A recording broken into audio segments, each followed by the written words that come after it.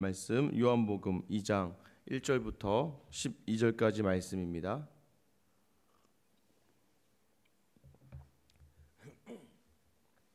요한복음 2장 1절부터 12절까지 말씀 같이 한 목소리로 읽겠습니다. 사흘째 되던 날 갈릴리 가나에 혼례가 있어 예수의 어머니도 거기 계시고 예수와 그 제자들도 혼례의 청함을 받았더니 포도주가 떨어진지라 예수의 어머니가 예수에게 이르되 저들에게 포도주가 없다 하니 예수께서 이르시되 여자여 나와 무슨 상관이 있나이까 내 때가 아직 이르지 아니하였나이다. 그의 어머니가 하인들에게 이르되 너희에게 무슨 말씀을 하시든지 그대로 하라 하니라. 거기에 유대인의 정결 예식을 따라 두세 통 드는 돌항아리 6이 놓였는지라. 예수께서 그들에게 이르시되 항아리에 물을 채우라 하신즉 아귀까지 채우니 이제는 떠서 연회장에게 갖다 주라 하심에 갖다 주었더니 연회장은 물로 된 포도주를 맛보고도 어디서 났는지 알지 못하되 물 떠온 하인들은 알더라.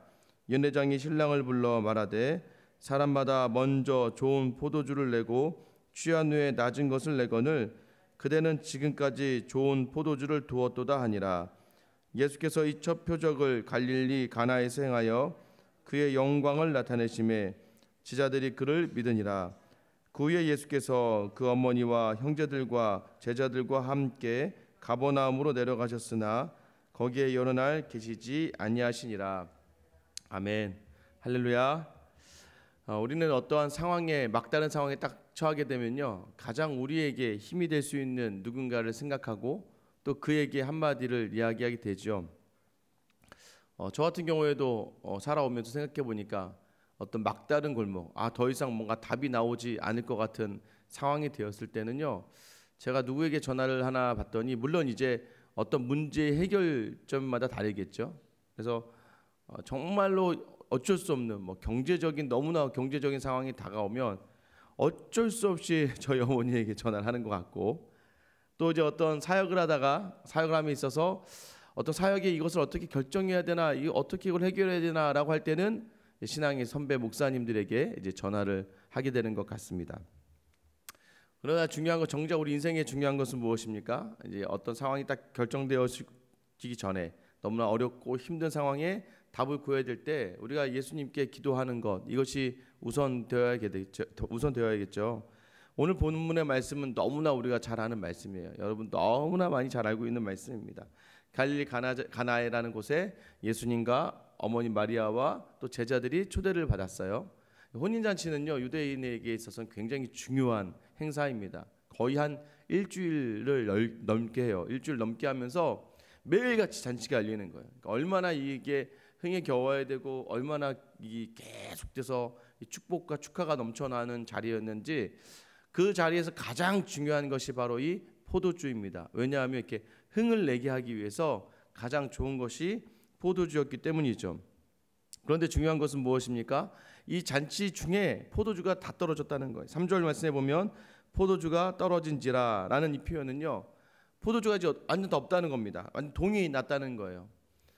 가나 혼인잔치에 가장 기뻐해야 되고 가장 축복받아야 될 그 혼인잔치에 고대 근동에 심지어요 이 결혼식에 포도주가 떨어지면 고발을 당하기까지 했답니다. 그 정도로 이 포도주는 굉장히 혼인잔치에 있어서 중요했던 그러한 도구 중에 하나였어요. 정말 큰일이 났습니다. 세상이 가장 아름다운 잔치, 혼인잔치임에도 불구하고 그곳에 결핍이 생기기 시작하고요 그곳에 부족함이 생겨나는 것이죠. 우리 인생도 마찬가지입니다. 아무리 좋아 보이는 곳이라 할지라도 그곳엔 반드시 인생의 결핍이 있게 되는 것이죠. 이 포도주가 어떻게 채워지고 어떻게 사람들이 마시게 됩니까? 오늘 이 기적이 어떻게 일어나게 되나요? 제일 먼저 마리아를 통해서 이 일이 시작이 됩니다. 어머니 마리아, 여러분 마리아가 기댈 수 있는 사람이 누가 있을까요?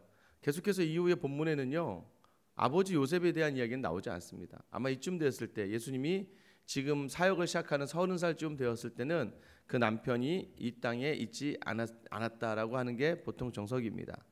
그러면 결국 이 여자 마리아에게 있어서는 기댈 곳이, 그리고 또 하나는 뭐냐면 이 혼인잔치가 이 마리아와 관계가 아예 없는 혼인잔치는 아니었나 봐요. 왜 그러냐면 그저 개그로 왔었다면 굳이 뭐 여기 포도주가 떨어지든 뭐하든 상관없겠지만 어쨌든 관계된 곳이었기 때문에 마리아에게 있어서도 이 포도주가 떨어진 것은 굉장히 큰 염려가 되었던 겁니다. 그래서 마리아가 이야기하죠. 예수에게 이르되 저들에게 포도주가 없다라고 한마디 합니다. 이건 뭐냐면 뭐 예수님 포도주를 빨리 만들어 주세요라고 이야기한 게 아니고요. 포도주가 없네요. 포도주가 없네요. 걱정하고 염려하는 것들에 대해서 예수님에게 이야기한 것이죠. 근데 그냥 툭 던지는 이 한마디에 대해서 예수님의 반응이 너무 싸늘합니다. 예수님 뭐라고 이야기하시나요? 갑자기 자기 어머니 보고 여자여 나와 무슨 상관이 있나이까 내 때가 아직 이르지 아니하였나이다 라고 이야기합니다. 속된 말로 이야기하면 버릇이 없는 거죠. 엄마한테 여자라고 하다니 이런. 근데 중요한 것은 이제 호칭이 이제 여기서부터 오늘 이 사건이 무엇을 암시하냐면 첫 표적이다라고 이야기합니다. 처음 기적이다라고 이야기해요. 그럼 이제부터 예수님께서 마리아의 아들로서의 사역이 아니라 이제부터는 예수 그리스도 메시아로서의 사역의 첫 시작인 것이죠. 예수님이 뭐라고 얘기하시냐면 여자여 이것이 나와 무슨 상관이 있습니까? 내 때가 아직 아닙니다. 나는 아직 지금이 내 때라고 생각하지 않습니다 라고 말하는 건데요. 이 때라는 개념은 무엇입니까? 이 때는 예수 그리스도 십자가 사건을 이야기하는 거죠. 그러나 오늘 본문에서 그 예수님이 마리아에게 내 때가 아직 되지 않았다라고 이야기한 뒤에 잠시 하나님과의 소통이 있었던 것 같아요. 왜냐하면 이 마리아는요 그냥 그 말을 듣고도 그렇게 크게 뭐 개의치 않습니다. 그리고 오히려 더 담대하게 하인들에게 가서 이야기하죠. 저분이 하는 대로 순종해라. 마리아에게 있어서 마리아는 이미 예수님이 어떠한 분인지를 알고 있었습니다. 계속해서 누가복음에서 예수님이 어린 시절에 대해서 이야기할 때 마리아는 기억하였더라. 마리아는 생각하였더라. 마리아는 그냥 넘어가지 않았다. 계속해서 마리아는 예수님의 존재에 대해서 계속해서 묵상하고 있었습니다. 그리고 혹시나 해서 그냥 툭 던진 말 한마디. 그리고 혹시라도 예수님이 무엇을 말씀하시거든 순종하라라고 이야기하는 것이죠. 뭐 천주교에서는 뭐 이 일을 가지고도 뭐 마리아를 좀 신격화시키려고 하는 것이 많습니다. 예수님의 때를 앞당기고 예수님의 때를 보았던 어머니 마리아다. 그래서 그 길에 사역의 첫 시작점에서 이 어머니의 길을 열었다라고 이야기하면서 굉장히 신격화하는 것이 있지만 여러분 보시면 알겠지만 여기 사도 요한은요 결코 마리아다라고 이야기하지 않아요. 육신의 어머니다라고 정도로 요한복음에 있어서 마리아는 이름을 잘 사용하지 않습니다. 그 의도는 무엇입니까? 마리아에게 초점이 맞춰지면 안 되고 예수 그리스도와 오늘 이루어지는 모든 하나님의 사역에 초점이 맞춰져야 되기 때문입니다. 하인들도 참 당황합니다. 왜냐하면 갑자기 생뚱맞는 걸 예수님이 시킵니다. 마리아가 분명히 순종하라고는 했지만 뭐 마리아가 하라고 해서 하인들이 할까요? 물을 떠다 갖다 줘라라고 얘기했는데요. 물을 떠다 갖다 줬다가 그 사람들이 먹고 누구한테 화풀이 하겠습니까? 뭐 지금도 뭐 그쪽 갑질한다고 하는데 그 당시에는 더 심하지 않았겠습니까? 하인, 종은 거의 뭐 사람 대접도 못 받았을 텐데 만약에 물 떠다 그 말 그대로 통에 있는 물을 떠다가 사람 갖다 줬는데 사람이 그것을 마시고 야 이거 뭐하는 짓이야 너 하면서 그 사람을 때리거나 그 사람을 뭐라고 심하게 압박을 해도 할 말이 없잖아요. 그 하인들도 이것을 어떻게 해야 될지 모를 상황 아니었겠습니까? 그런데 하인들도 그냥 순종하고 그 물을 갖다 주죠. 먼저 누구에게 갖다 줍니까? 연회를 주관하는 연회장에게 갖다 줍니다. 근데 그가 그걸 마시더니요. 오유, 이 집은 좀 특이하네. 왜냐하면 일주일 동안을 이게 술판이 벌어지니까 처음에는 좋은 술을 내놓습니다. 왜냐하면 처음에는 아직 술을 덜 취했으니까 그냥 맛있어야 되잖아요. 그러니까 술이 취하면 어떻게 되나요? 좀 안 좋은 술을 좀 내놔도 어차피 취한 김에 그냥 막 먹게 되니까 보통은 어떠한 연회든 간에 처음엔 좋은 술을 내놓고 나중에는 나쁜 술을 내놓는데 야 너희는 아직도 좋은 포도주를 내고 있네 라고 하면서 칭찬을 하죠. 그리고 거기에 혼인잔치에 참여한 모든 사람들은 맛있는 포도주를 마시게 되는 것입니다. 참 여러분 이것을 보면서요 이제 제가 지난번 우리 창세기 강의할 때 한번 툭 던져서 말씀드렸었는데 누가 가장 좋았을까라고 제가 질문드리지 않았습니까? 예수님의 때를 앞당겼던 마리아일까요?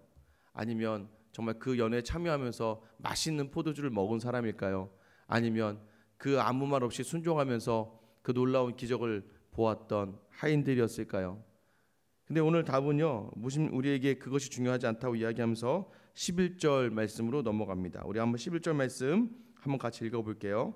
시작. 예수께서 이 첫 표적을 갈릴리 가나에서 행하여 그의 영광을 나타내심에 제자들이 그를 믿으니라. 뭐 다 필요 없다는 건 아니지만 가장 중요한 건 뭐냐면 예수님께서 첫 표적을 행하셨다라는 걸 사도 요한이 이야기합니다. 마태, 마가, 누가에서는요 첫 표적에 대해서 이야기하지 않아요. 근데 굳이 요한은 왜 이 첫 표적을 이야기했을까? 제가 말씀드렸잖아요. 마태복음과 마가복음과 누가복음이 쓰여진 한 2, 3년, 10년 후에 요한이 혼자 묵상하고 생각하며 하다가 요한에게 있어서는 이 첫 표적이 굉장한 의미가 있다는 것을 알게 된 거죠. 그 첫 표적의 이야기를 꼭 쓸 수밖에 없었다는 거예요. 무엇 때문입니까? 제자들이 믿었다. 앞에서요 안드레와 베드로와 또 나다니엘과 빌립이 왔지만 그들이 예수님을 고백은 했습니다. 당신 참 메시아입니다. 당신 하나님의 아들입니다. 라고 했지만 그 얻은 표현에서도 그들이 믿었다라는 표현이 나오지 않아요. 오늘 첫 표적에 믿었다라고 하는 표현은 왜 믿었을까요? 왜냐하면 오늘 본문에 예수님이 약속하신 바가 그들에게 처음으로 이루어졌기 때문이다. 그게 무엇입니까? 그 전에는 말씀으로만 그 자신의 위엄으로만 그 베드로와 안드레와 빌립과 나다니엘에게 나타나셨지만 그들이 이야기하셨던 첫 표적, 이 표적이 그들에게 있어서는 무엇을 보게 되냐면 영광을 보았다고 얘기하잖아요. 오늘 11절에 뭐라고 했어요? 그의 영광을 나타내셨다라고 이야기하잖아요. 어제 우리가 나다나엘의 이야기를 통해서 예수님이 나다나엘이 무화과 나무 앞에서 아래에서 내가 있는 것을 보았다. 너는 참 간사하지 않고 이스라엘 사람이다라고 얘기했더니 이 나다나엘이 당신 정말 참으로 이스라엘의 하나님이십니다. 하나님의 어린 양이신 아들이십니다라고 이야기하잖아요. 그때 무엇입니까? 네가 더 큰 일을 볼 것이다.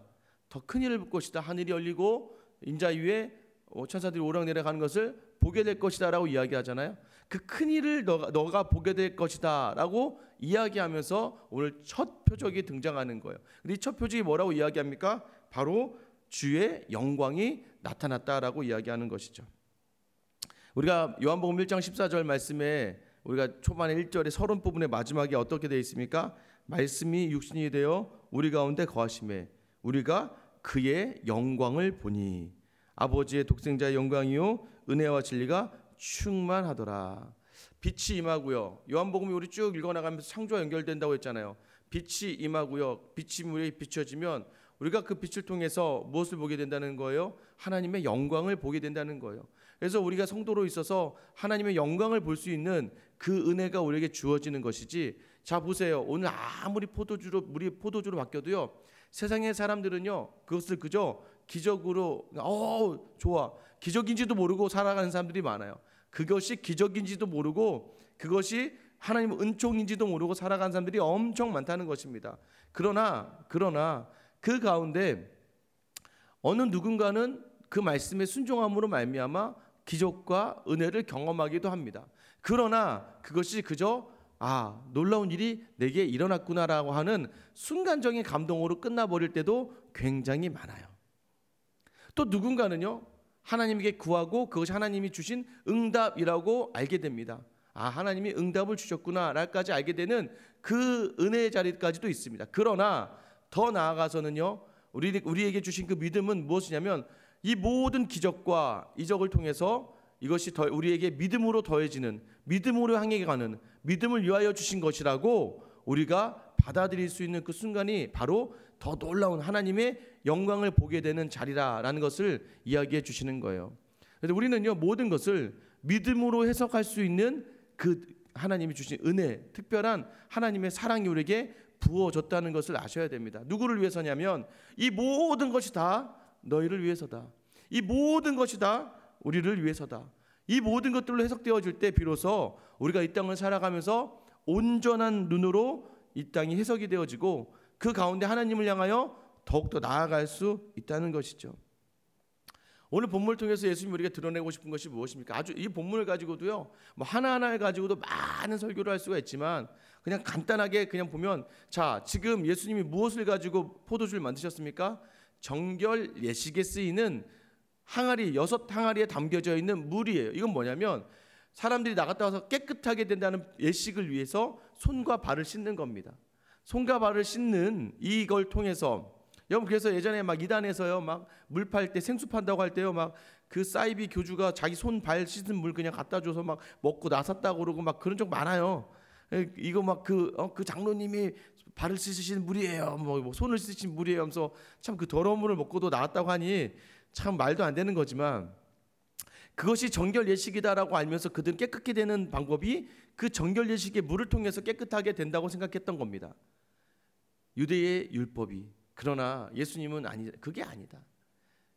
네가 아무리 정결 예식에 쓴 그 물로 해도 네가 깨끗하게 되는 것이 아니라 오직 이 물이 변하여 포도주, 이 포도주의 상징이 무엇입니까? 그리스도의 피잖아요. 그 피를 통하여서만 너희가 깨끗게 되며 온전한 평안과 기쁨과 잔치를 누릴 수 있다라고 이야기하시는 거예요. 그래서 무엇을 이야기하는 거예요? 오직 예수 그리스도, 그분을 통해서만 너희가 그 기쁨과 그 안식, 샬롬이죠, 안식을 맛볼 수 있다라고 하는 거예요. 또 하나는 무엇입니까? 제가 말씀드렸던 것처럼 통이요, 물 항아리 6개라고 얘기했죠. 6개. 6이라는 숫자가 가지고 있는 상징이 있다고 했잖아요. 완전한 7을 향하여 나아가는 아직 부족한, 이 땅에서 너희가 아무리 혼인잔치와 같은 것을 내가 누린다고 할지라도 온전하게 그 기쁨을 누릴 수 없는 것은 이 예수 그리스도께서 요한계시록에 보면 뭐라고 되어 있습니까? 어린 양의 혼인잔치로 너희를 이끌어내시는 7이라고 하는 완전한 하나님 나라의 잔치로 너희가 초대되어 줄 수 있는 그 방법은 이 예수 그리스도를 통해서만 가능하다라는 것을 드러내기 위하여 이 첫 표적이 사도 요한에게 있어서는 굉장히 중요할 수밖에 없었던 것이죠. 여러분, 그래서요, 우리가 기억해야 돼요. 나중에 사도 요한이 막 묵상을 하다 보니까 성찬식, 예수님이 잡히시던 날 밤에, 전날 밤에 제자들을 모아놓고 떡과 포도주를 떼어서 포도주를 주시면서 받아 먹으라, 이것은 나의 피다. 그러니까 점점점 예수님이 자기를 드러내시는, 이것이 하나님의 때를 완전하게 나아가기 위해서 하나씩 자신을 드러내시는. 그래서 여러분, 기적과 표적의 차이가 무엇인 줄 아세요? 기적과 이적은요, 그냥 일상적이지 않은 일들이 일어나는 것을 우리는 기적이라고 합니다. 일상적이지 않았던 것들이 일어나는 것을 기적이라고 얘기해요. 그러니까 이 기적은요, 이 땅 곳곳에서도 일어나요. 막 갑자기 애엄마가 막 자동차를 힘으로 막아 쓰거나, 막 갑자기 막 하늘이 막 변해서 하늘 이상한 게 떨어지거나, 그런 기적 같은 일들은 이 땅에서 많이 일어납니다. 중요한 거는 예수님이 그런 기적을 행하셨죠. 그러나 중요한 건 표적이다라고 하는 것은 무엇이냐면, 이것이 일어나는 이 땅에서 일어나지 않아야 될 일들이 일어나지만 이 일들이 무엇을 향하고 있냐면 하나님의 나라를 향하고 있고 예수 그리스도를 또 드러내는 그런 증거의 일들로 일어날 때 이것을 우리는 표적이라고 이야기하는 거예요. 이 땅에 살아가는 믿음의 사람들은요, 이 땅에 일어나는 모든 일들을 표적으로 받아들일 수 있는 것입니다. 믿음이 있는 사람은 이 모든 일들이 믿음으로 해석되어지기 때문에 이것이 하나님의 나라로 해석되어지며 나아간다는 거예요. 처음에는요, 이렇게 시작합니다. 하나님이 놀라운 감동을 주세요. 기적을 주세요. 그래서 그 순간을 통해서 예수님을 믿게 되는 계기가 돼요. 그래서 예수님 믿고 예수님 따라가면서 믿음이 더해지죠. 믿음이 더해지는 곳에서 말씀이 들어갑니다. 말씀이 들어가면서 어떻게 돼요? 훈련이 돼요. 왜냐하면 성도는 이 땅을 살아가면서 말씀을 받고서 계속해서 세상과 싸우거든요. 그러면서 믿음이 더해지기도 하고 믿음이 쇠하여지기도 하고 더 믿음이 더해지기도 하면서 계속해서 그 믿음이 채워집니다. 그럼 그 다음부터요, 믿음이, 보세요, 믿음이 성숙한 사람의 특징이 무엇입니까? 어떠한 상황이 와도, 어떠한 환경이 와도, 어떠한 것이 휘몰아치더라도 이 모든 것들이 해석이 되어지기 때문에 결코 쓰러지지 않는 거예요. 제가 이제 어제 참 감사했던 게 무엇이냐면, 제가 이제 어제 그제 몰랐는데 이게 안에서 이제 말씀 준비하다가 이제 프린터 하나 뽑으려고 이렇게 딱 나왔는데 한 집사님 한 분이 여기를 막 계속 그 소독제 뿌려가면서 다 닦고 계시는 거예요, 하나하나. 그래서 제가 뭐 하세요 집사님 했더니, 사실은 목사님 제가 어제도 와서 닦았어요. 계속 그 닦았다는 거예요. 그래서 왜요? 그래서 목사님 혹시 새벽기도 때 말씀해 주세요. 우리 교회 새벽기도 안전하니까 와서 언제든지 편안하게 예배 드리면 된다고, 꼭 제가 그랬다고는 하지 마시고, 제가 누군지는 말씀 못 드리고요, 제가 그랬다고는 하지 말고 그냥 사람들에게 새벽기도 나와도 안전합니다. 왜냐하면 제가 매일 와서 여기 소독제를 다 해서 그냥 저는요 사실 저도 안전해야지 하면서 소독제 이렇게 뿌리거든요. 쭉쭉 뿌리면서 다녔는데 그렇게 뿌리기만 하면 안 된다 그러더라고요.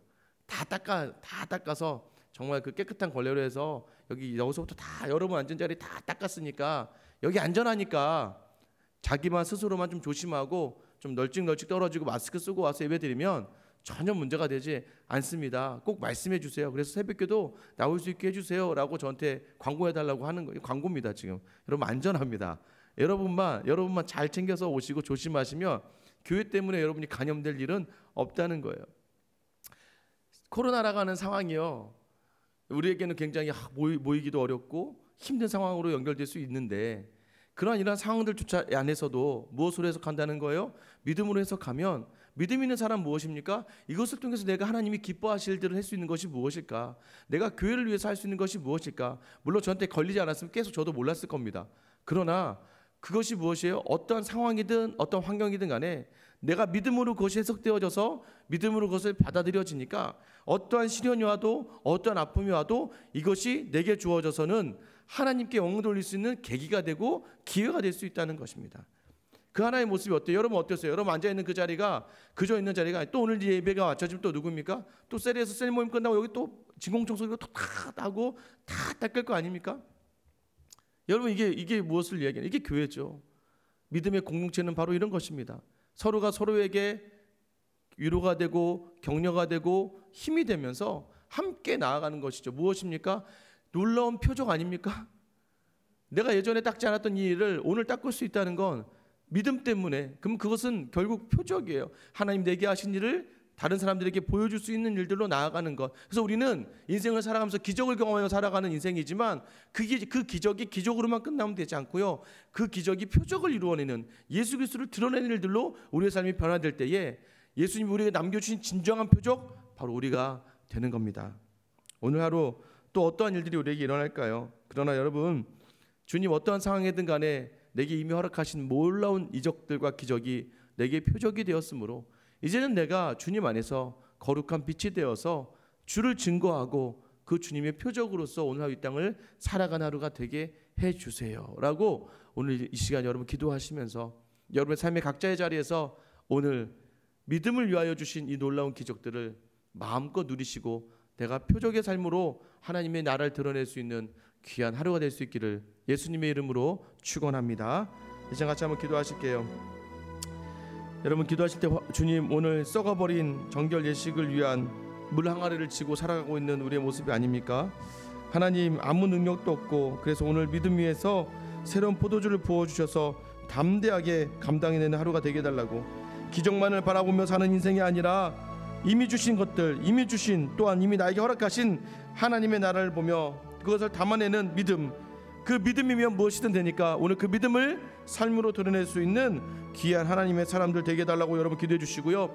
내일 예배를 위해서 기도해 주셨으면 좋겠습니다. 예배가 또한 진행될 때에 우리 안에 감격과 감동과 기쁨과 위로와 서로를 향한 사랑이 충만한 예배의 자리 되게 해달라고, 또 섬기는 모든 이들에게 하나님의 큰 은혜 부어달라고 기도해 주시고요. 특별히 오늘 마지막에는 나라를 위해서 기도했으면 좋겠습니다. 코로나 바이러스라고 해요. 참 근데 뭐 우리나라에 아직 죽어져가는 사람 없고 잘만 발견되고 하면 빨리 치유될 수 있다고 합니다. 이것으로 인하여 우리의 예배가, 우리의 삶의 모든 자리가 흔들리지 않도록 이 나라 위에 주님 은혜 내려주시고, 또 코로나로 인하여 힘들고 아파하는 전 세계 모든 민족들에게 하나님의 은혜를 부어달라고 오늘 이 시간 주님 이름만 부르며 기도하며 나아가겠습니다. 주여 하나님